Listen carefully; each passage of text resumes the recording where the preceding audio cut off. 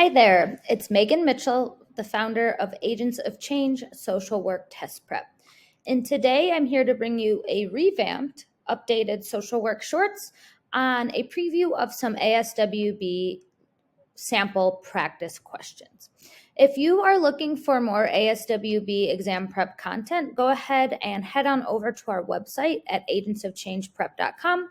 We really do have something for everyone from free to paid content, and we have tons of information for you to get more acclimated to be prepared to sit for your ASWB exam. So let's go ahead and jump into some tips for approaching practice questions. So, practice questions, why are they so important? Content is great for this exam. You need to know content to be able to answer the questions correctly. However, completing practice questions is just as important, and I would make the case that it might be more important than just studying the content. And why is that? It's going to give you practice. And for this exam, content is not enough to help you get a passing score. Not only do you need to know the content, you need to be able to apply the content, and you need to be able to utilize it in practice questions, in clinical vignettes, to help you piece together the information. So it's very important that throughout your studying, you are completing practice questions. I 100% recommend completing at least one full-length practice exam so that you are comfortable with the way the questions are worded, you're comfortable sitting for the entirety of the 4 hours, and so that on test day, you have some practice under your belt. So let's say practice questions are going to be really helpful.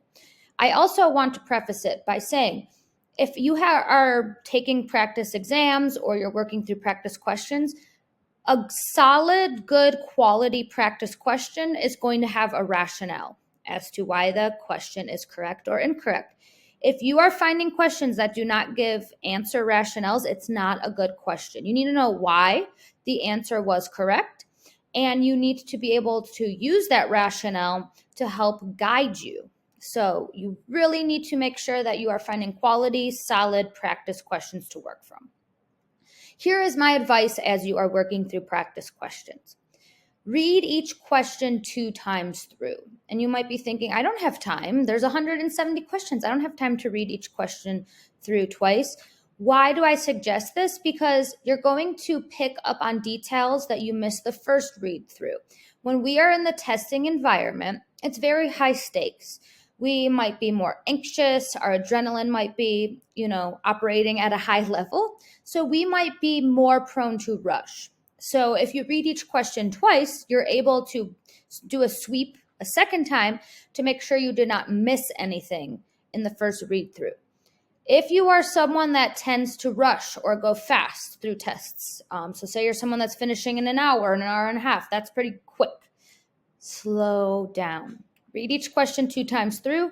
See if you missed any details at first glance. And a lot of times I will have people get answers wrong. They go back, they reread it, and they say, oh, I missed that. I just was going too fast and I missed a very important detail. Always ask yourself after reading the question, what is this question asking? If you're not able to understand what the question's asking, you need to go through and read it so that you do understand. And some of these questions can be longer, they can be dense, they can be confusing.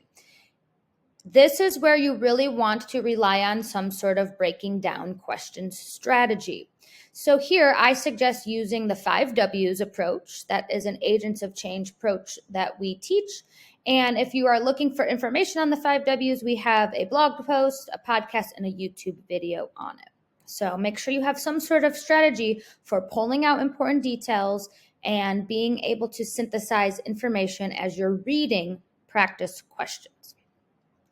Lastly, read all answer choices before selecting an answer. This is also a good tip if you're someone that tends to rush. So you don't want to automatically say, I know the answer is A, I'm going to select A and move on. Every word matters on this test, and there could be the slightest variation in answer choices.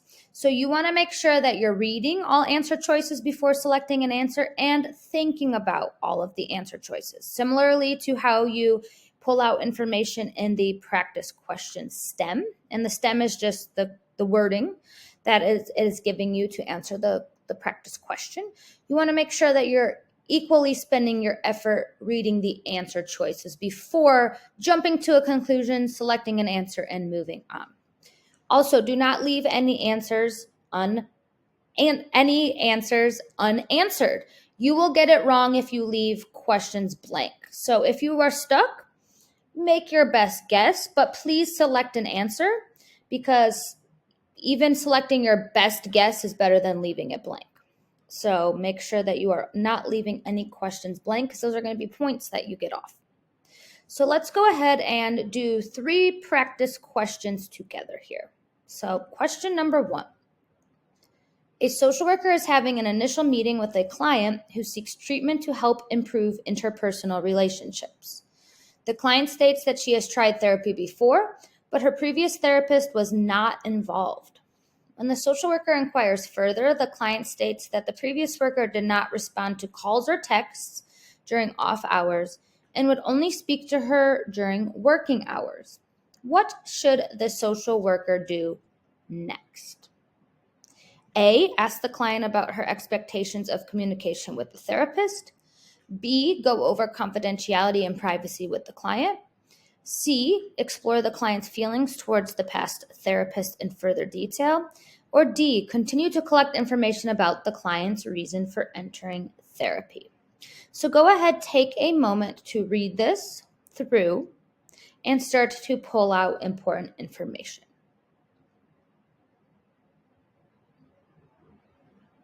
Okay. What information is important here? What do we need to know? Initial meeting. This means this is the first time, the first interaction we are having with this client.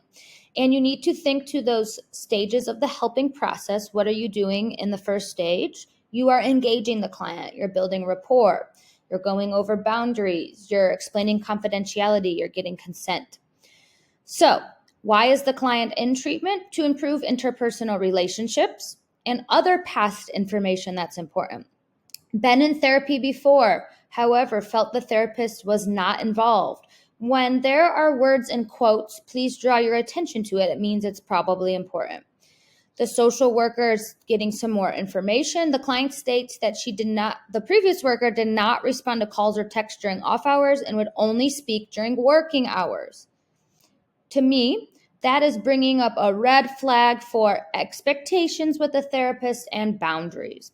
So given this information, initial meeting, client says, I've tried therapy, past therapist was not involved, only would talk to me during working hours. What should the social worker do next? And remember, next means you already have information, you're somewhere in the process. What would be your next step? So we can start to eliminate some answers. You want to make sure that your answer directly ties back to the question stem.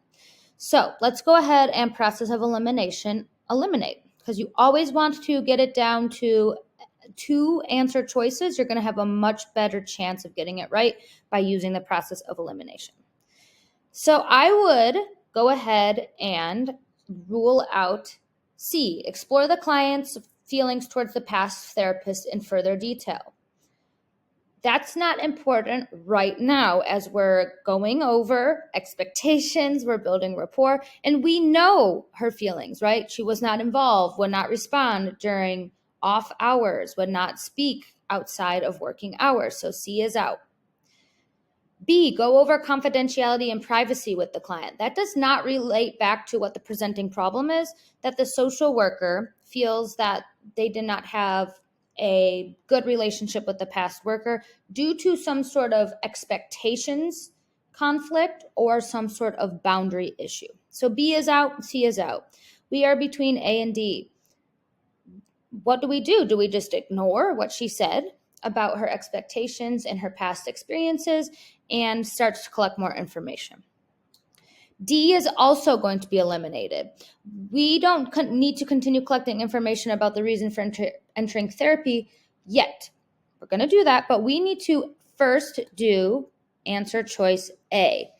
Ask the client about her expectations of communication with the therapist.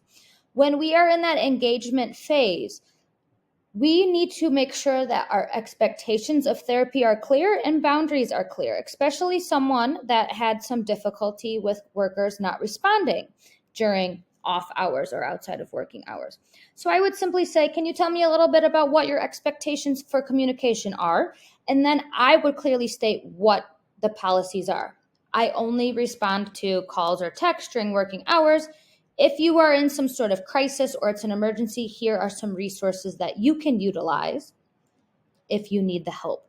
Because it's clear that there was some sort of expectation misalignment with the past therapist, and we don't want to get 6 weeks into the relationship or multiple weeks in, and this client who's having interpersonal relationships is saying, why aren't you answering my texts? Why aren't you answering my calls? So we up front need to be very clear about what it is that our boundaries are and what the client can expect from us.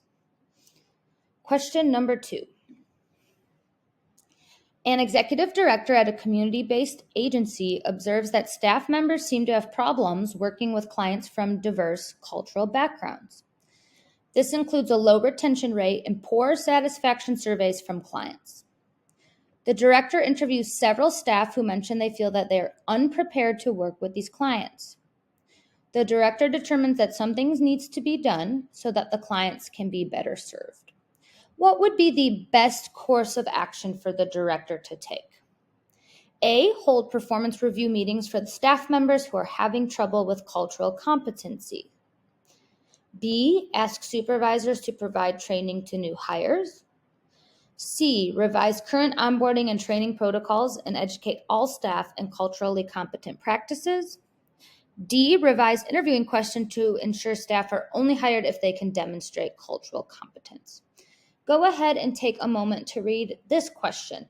This would be an example of a more macro-based question because we are asking to look at a problem at the agency level. Go ahead and take a moment here.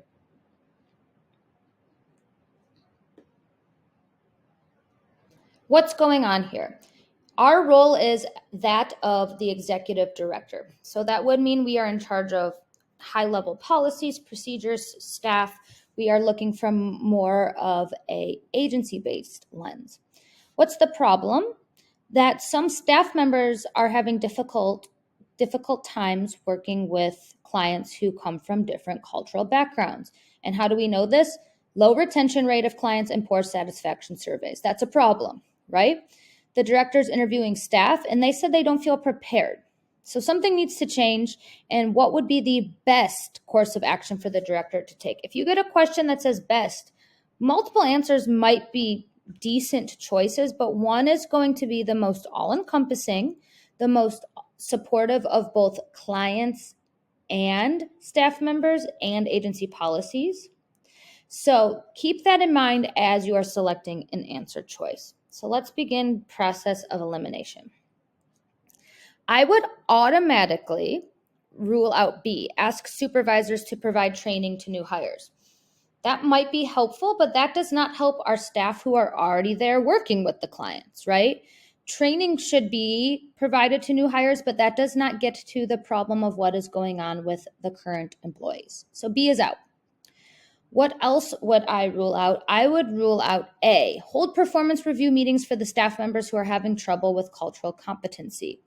That seems very punitive, and just saying we need to have a performance review without understanding what the barriers are for those workers would not be appropriate at this time. So we have ruled out A, we have ruled out B. We're down to C and D. So we need to think of how are we going to best support clients, staff members, and agency policies. I would go ahead and rule out D, revise interviewing questions to ensure staff are only hired if they can demonstrate cultural competence. That does not help what is going on currently with our staff, right? We need to make sure that all staff are trained in cultural competency. So D is not going to get to the underlying cause, the systems cause of what's going on, which leads us to process of elimination, answer choice C.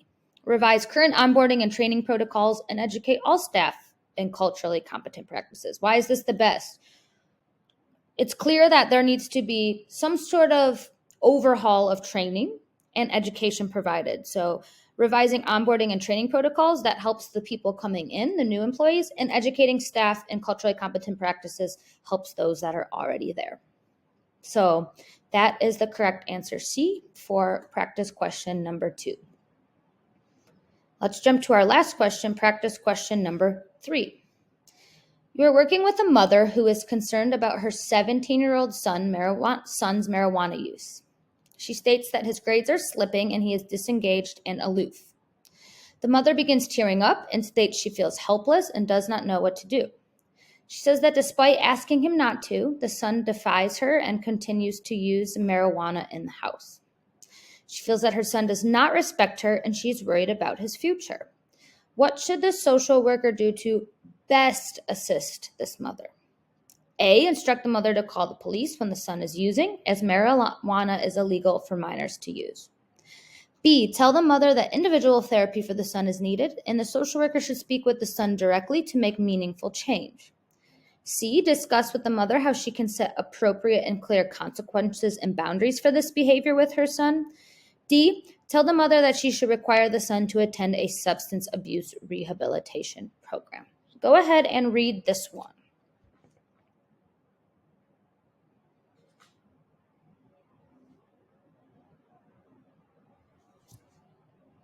Okay, what is important here? What do we need to focus in on? You are working with a mother, so the client is our mother, and it's clear that there is some sort of breakdown or some sort of discourse that has been going on with the mother and son, and there's some conflict there. So he is 17 and he's using marijuana. Grades are slipping, he's disengaged, he's aloof, and the mom is feeling very helpless right now, which is why she is reaching out for help. She says that she asks him not to continue to use marijuana. He does, and she does not feel like her son respects her, and she's worried. At the root cause of all of this is the mom is worried about her son. What can we do to best assist the mother? Remember here, the client's our mom. She's asking for support. How can we help her? Let's go ahead and rule out any questions. A can be ruled out. Instruct the mother to call the police when the son is using, as marijuana is illegal for minors to use. That is not going to repair any sort of part of the relationship with the mom, and it's too extreme. We're not going to say, please call 911. We don't have any information that this is an immediate safety crisis. A is absolutely too extreme. So rule A out. What else can we rule out? D, tell the mother she should require the son to attend a substance abuse rehabilitation program. Also, too extreme at this time. We don't know how frequently the son is using, how much. We would need much more information before we're going to say he should go to a substance abuse rehabilitation program. So we are down to B and C. Do we tell her that he should get into individual therapy so that we could make more meaningful change? Or do we discuss with her how she can set appropriate and clear consequences with her son? Remember who was our client here. That's going to help us get to the correct answer. So knowing that, we're going to eliminate B, tell her that individual therapy for the son is needed, and the social worker should speak with the son directly to make meaningful change. We're here to support the mom. We might give the mom referrals for support for her son, but that saying he just needs to go into individual therapy does not help support the mom in her needs right now. So B is out. Process of elimination. The correct answer is C. Discuss with the mother how she can set appropriate and clear consequences and boundaries for this behavior with her son. Why is that the best answer? Because it empowers the mom, right? And we can't make change until there's consequences, there's communication, and it's clear that we have helped the mom have these conversations with her son. So C, discuss with the mother how she can set appropriate and clear consequences and boundaries would be the best way to assist this mom at this moment, and it's a really good starting point. So we have to meet the client where they're at. So how did you do?